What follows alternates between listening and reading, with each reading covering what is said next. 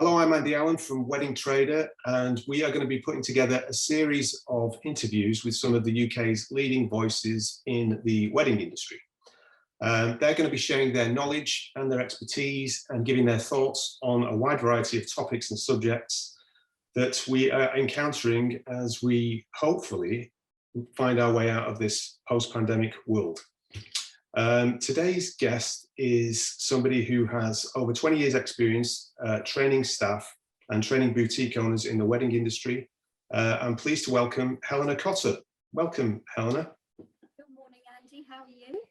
Yeah, very well. So thank you for joining us. And we're just going to have a chat today about retraining staff and training new members of staff and some of the things that they're going to encounter as we sort of begin to get back to normal.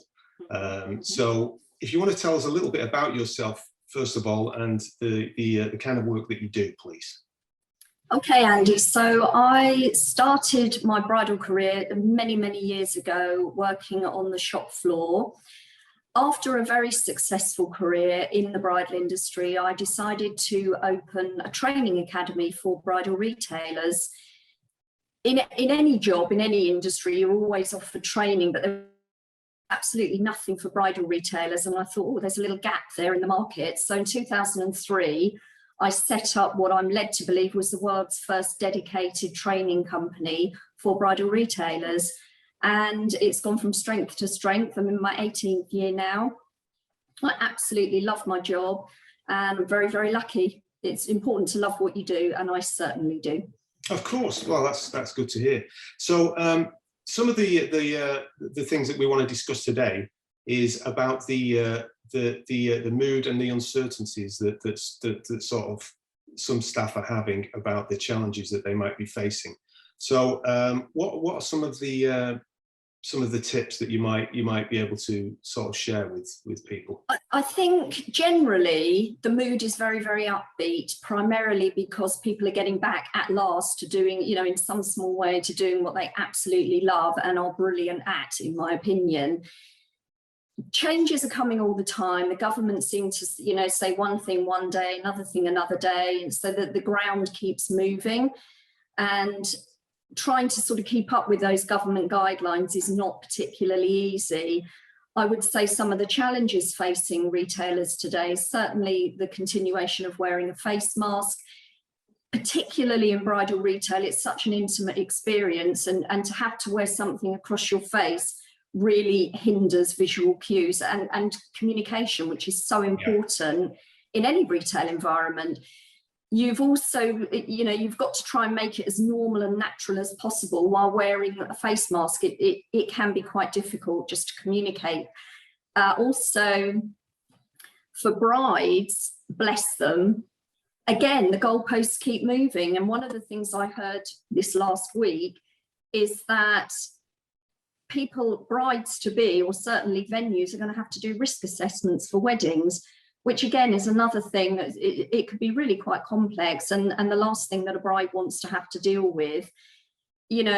What we've got to do in the bridal industry, and certainly in a retail environment, is make the process of going in, looking for and buying a dress as seamless and easy as possible, to take away any stress that, adding stress to them, if you like. So I would say that that's fairly challenging as well.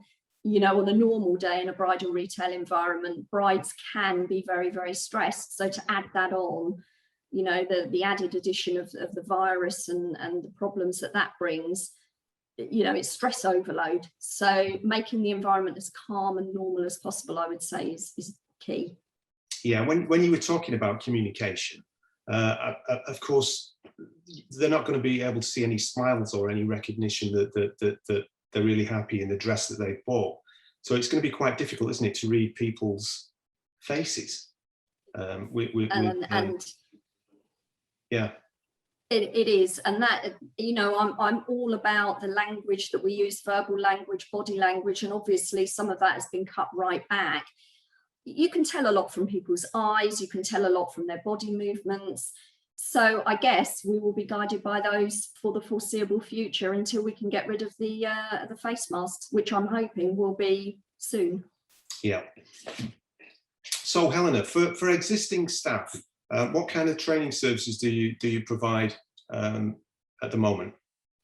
So I certainly, if a team member has been with a company for a long time, there are many courses that a business owner can choose for their team. And if nothing more, what it will actually do is refresh and add to the skill set they already have. These people are incredibly talented on the shop floor. Their job is not an easy job. And I know certainly in the times that we're in now where people have, you and I have just been discussing furlough prior to this video. And when somebody is on furlough and then they find themselves back in their normal day job, if you like, it may be really hard to adjust again. So courses that I run will help with that and help them get back into the swing. It's not been an easy time, I would say, for a lot of business owners and staff. A lot of people that I speak to, as a business owner, you will be going into your business and doing the sort of day-to-day minutiae of running it, but the team were not allowed in there. And so now that they are back in some small way, then it's really important that they hit the ground running, because brides are coming back. So they need to be all guns blazing. And ongoing and training investment should really be part of a budget for a business owner. It does often get overlooked in a busy retail environment, but it's so crucial to keep developing your staff. This industry doesn't stand still, and neither should a business owner or the team. Got to keep moving ahead. Yeah, this is true. So training tips for new staff that people might have just new to the industry. What kind of services can you offer for that? And I do a fantastic observation day, which is where I go along on a Saturday and work very much in the background, keeping an eye open and my ears open to what's actually going on the shop floor. Often, and anyone in the industry will tell you this, that somebody will go into bridal retail with the absolute best of intentions, thinking, I'm going to make it such a fantastic experience for my brides. They may have been let down in their own bridal journey looking for a wedding dress. And so based on that, they'll think, I'm going to do it myself. I know I can do it better. It's damned hard work. And I think the observation day, certainly getting them into the practice of running really efficient appointments. So new businesses, I work with a lot of startups, and my training programs are ongoing. So they're designed to sort of neatly fit one into the other, on and on and on. Some of my clients I've had for 10 years. And that is, as I said earlier, because the industry changes so much, how we sell changes. The things that worked 5-10 years ago most definitely do not work today. So I adapt my courses to suit the industry and the changes that we all experience. So that leads me on to the next question about closing sales. I know it's like $1 million question, but are there anything that simple things that could help people? Absolutely. I've made a list. If you don't mind, Andy, I might refer to that list. Yeah. So the first thing I would say, my training tips are reading the customer's body language, because that will tell you in an instant whether you're going to actually get on with them and whether they're going to like you and trust you or not. And also how receptive they are to perhaps dresses that you're suggesting for them to try. Lots of listening. We tend to talk a lot in this job, and really we need to do more listening. Fully interpreting their wants and needs. Dealing with any objections that do crop up. There are probably 10 standard objections that crop up in this job. Being able to handle them and move on. Being very enthusiastic. Maintaining control of an appointment. As we know, they do, although not today perhaps so much, because numbers are limited in a boutique.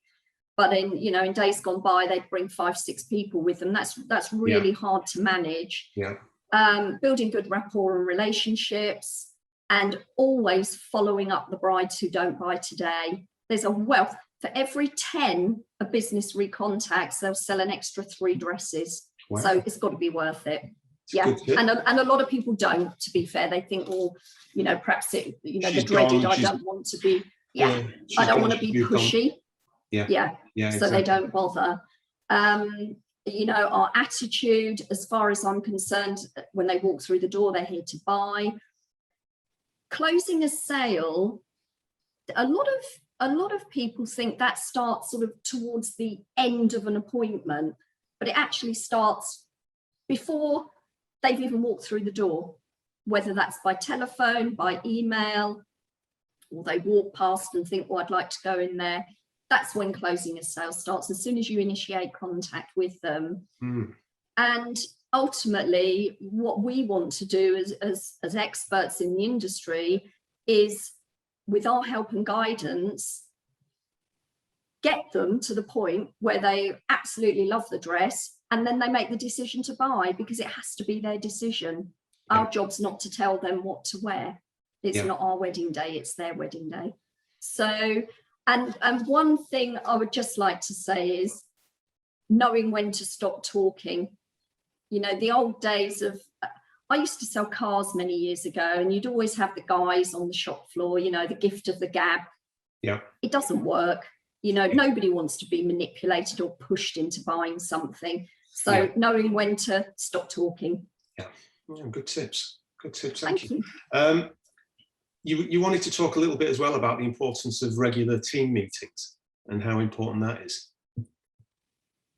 In any bridal retail environment, you're all working as a very tight team, and sometimes, you know, little issues can become great big mountains. So it's very important as a business owner that you nip those in the bud by having regular meetings. I was always a fan of that. We don't want things to fester.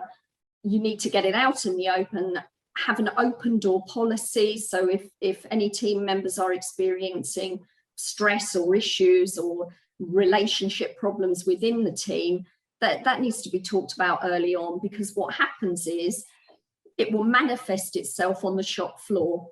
Yeah. You know, and if you're having problems outside of work, as soon as you walk through that door and the door is shut, that's where they stay, outside the door. We need to make sure when we're on the shop floor that we are absolutely in the zone. So having regular meetings to reinforce those kind of things will really help. And also, often it can be overlooked where team members are so brilliant at making fantastic suggestions, new systems, new techniques, feedback from the customers. You know, if you're a bit of a remote manager, or perhaps you don't work in your boutique as much as you used to, these sort of things can be overlooked. They're at the cold face, as I put it. So use their experience, ask them, have meetings where you can discuss these things and thrash out new ideas. And that's how it will help you stay on top and ahead of your competition. Excellent. That's some really good points and, you know, advice for people in the industry there. Thank you very much, Helena. So if people want to get hold of you, it's helenacotter.co.uk, and they can find out more information about the services you offer and helpful hints and tips, and, you know, how to move their businesses forward. You know, which is, you know, important for everybody to take on board in this sort of challenging time, isn't it? Absolutely. And I just want to mention, Andy, if I may do a small plug, I also have an online shop. So for instance, if a business is located out of the UK or Ireland and they want to invest in a training course, they can purchase and download from my online shop. I'm also now developing at a very regular customer's request. And the first one I carried out last week, and that was what we are doing now, which is a live online course, and they last for about 2 hours. And I'm developing those now, and they'll be available in the next 4 to 6 weeks. Or, of course, I love being on the road, as we discussed first, and you know, I love getting out there and meeting my clients and working with them in their boutiques. So lots of options there, whether you're a new business or an existing business. Lovely. Well, thank you very much, Helena, and I hope everyone's found that useful today. Thank you very much, Andy.